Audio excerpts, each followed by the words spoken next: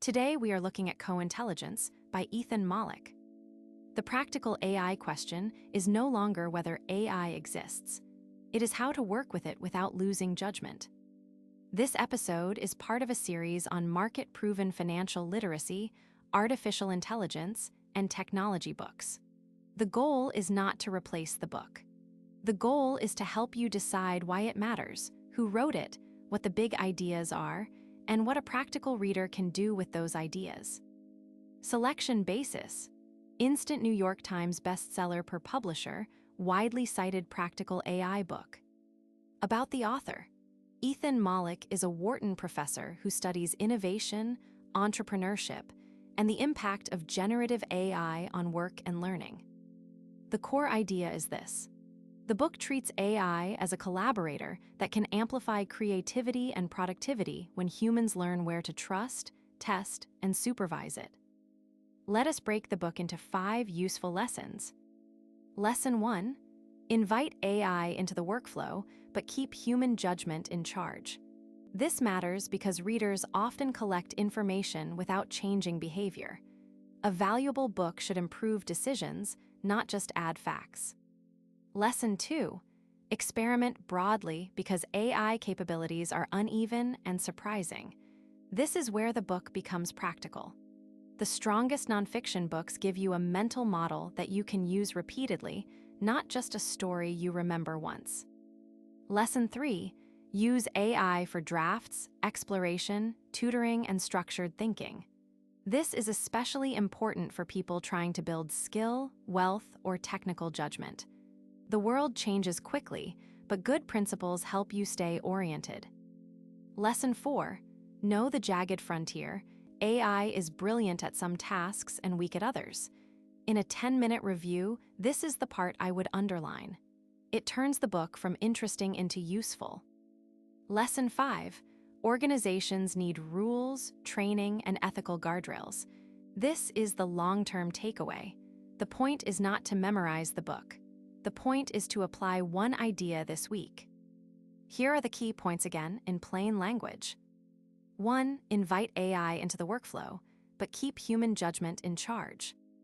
2. Experiment broadly because AI capabilities are uneven and surprising. 3. Use AI for drafts, exploration, tutoring, and structured thinking. 4. Know the jagged frontier. AI is brilliant at some tasks and weak at others. 5. Organizations need rules, training, and ethical guardrails. Now, how should a normal reader use this book?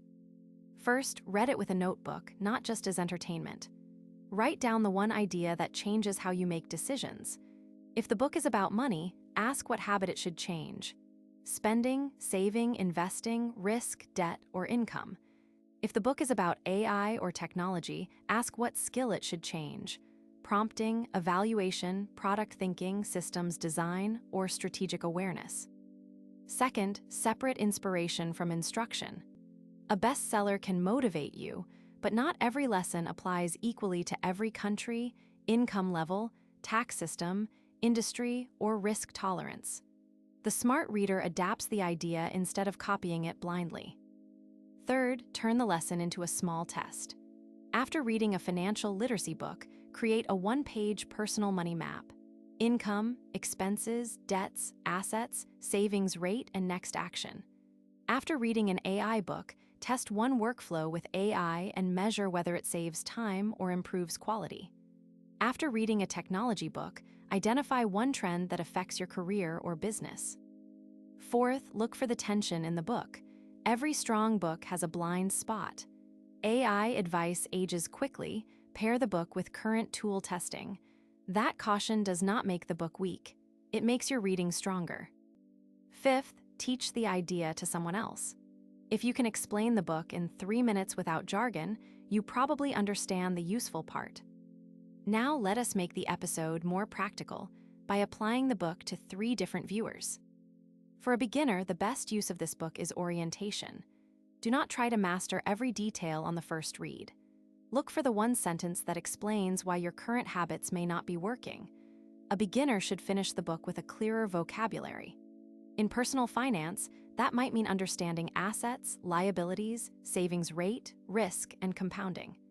In AI, it might mean understanding prompting, evaluation, context, hallucination, and workflow design.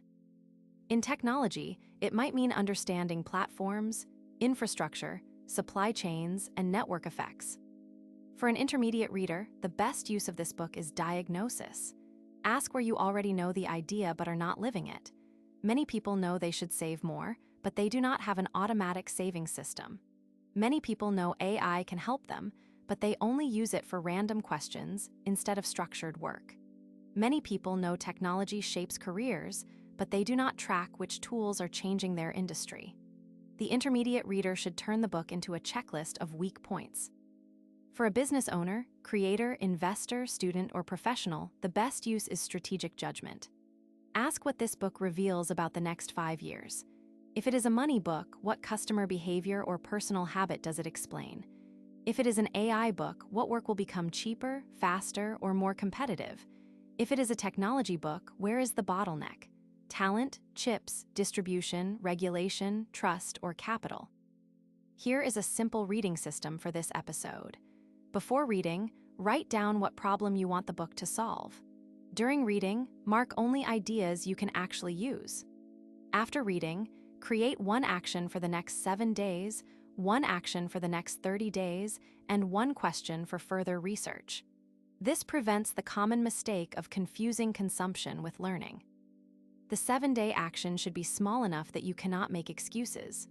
For a finance book, review one subscription, raise one savings transfer, or list your debts and interest rates.